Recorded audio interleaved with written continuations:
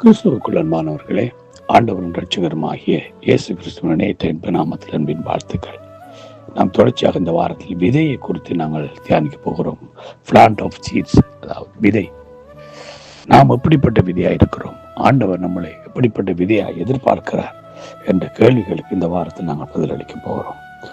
மத்தேயு 13வது அதிகாரம் 24வது வசனம் சொல்றது, வேறொரு உவமை அவர்களுக்கு சொன்னார். பரலோக ராஜ்யம் நல்ல நேரத்தில் நல்ல விதையை விதைத்த மனுஷனுக்கு ஒப்பா இருக்கிறது. நல்ல நிலத்தில் நல்ல விதை.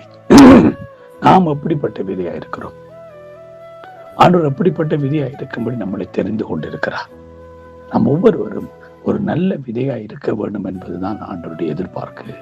நல்ல பலன் கொடுக்க வேண்டும் என்பது ஆண்டவருடைய எதிர்பார்ப்பு. அந்த எதிர்பார்ப்புக்கு ஏற்றாற்போல் தான் நம்முடைய ஆண்டவராக இயேசு கிறிஸ்து தெரிந்து கொண்டார். நம் ஒவ்வொருவரும் சாதாரணமாக ஏதோ ஏதச்சியாக நம் ஆண்டவருடைய பிள்ளைகளாக மாறினவர்கள் அல்ல. அவருடைய அனாதி தீர்மானத்தின்படியே நம்முடைய ஆண்டவராக இயேசு கிறிஸ்து என்ன செய்தார்? அவருடைய நோக்கத்தை சித்தத்தை நம்ம கூட நிறைவேற்றுவதற்காக அவர் நம்மளை தீர்மானித்து நம்மளை தெரிந்து கொண்டார்.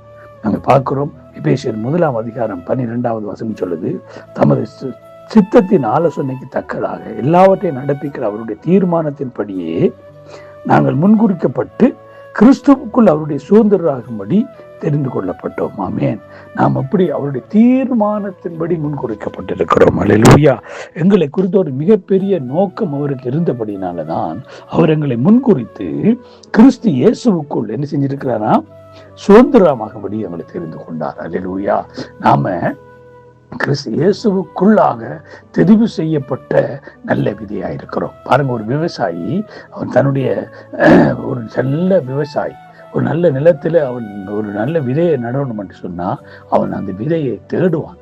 அவனுக்கு ஏற்றா போல் அந்த விதையை தேடி நல்ல விதையா தேடி அவன் தன்னுடைய நல்ல நிலத்துல விதைப்பான். காரணம் என்னண்டா, அந்த நிலத்தில் அவன் அதிகப்படியான அறுவடையை பலனை எதிர்பார்க்கிறதுனால அவர் நல்ல விதை. அது போலதான் கர்த்தராகிய இயேசு கிறிஸ்துவும் அவருடைய அனாதி தீர்மானத்தின்படி கிறிஸ்து இயேசுவுக்குள் நம்மளை தெரிந்து கொண்டிருக்கிறார். அல்லேலூயா. 5வது வசனம் சொல்லுகிறது, எபேசியர் 1:5, அவர் எப்ப தெரிந்து கொண்டார் நம்மளை? அவர் உலக தோற்றத்துக்கு முன்னே கிறிஸ்துவுக்குள் நம்மளை தெரிந்து கொண்டார். அல்லேலூயா. அப்ப உலக தோற்றத்துக்கு முன்னே அவர் எங்களை தெரிந்து கொண்டதனுடைய நோக்கமே நாங்கள் எப்பொழுதுமே நாங்கள் அவருக்கு நல்ல விதைகளாக இருக்கும்படி. ஆமேன். அங்கே வெளிப்படுத்தல் 17வது அதிகாரம் 14ஆம் வசனம் சொல்றது, இவர்கள் ஆட்டுக்குட்டியானவருடனே யுத்தம் பண்ணுகிறவர்கள். ஆட்டுக்குட்டியானவர் கத்தாதி கத்தன் ராஜாத ராஜாமா இருக்கிறபடியால் அவர்களை ஜெயிப்பார். அவரோடு கூட இருக்கிறவர்கள், ஆட்டுக்குட்டியானவரோடு இருக்கிறவர்கள் எப்படிப்பட்டவர்களும் அழைக்கப்பட்டவர்களும் தெரிந்து கொள்ளப்பட்டவர்களும் உண்மை உள்ளுமா இருக்கிறார்கள். அல்லேலூயா.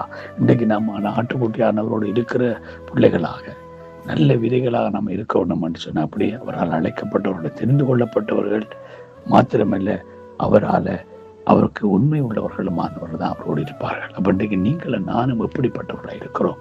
ஆண்டவர் எங்களை தெரிந்திருக்கிறார், நல்ல விதைகளாய் தெரிந்திருக்கிறார். அப்ப நாம் நல்ல நிலத்தில் விதைக்கப்படுகிறதுக்கு ஏதுவான நல்ல விதைகளாய் காணப்பட வேண்டும்.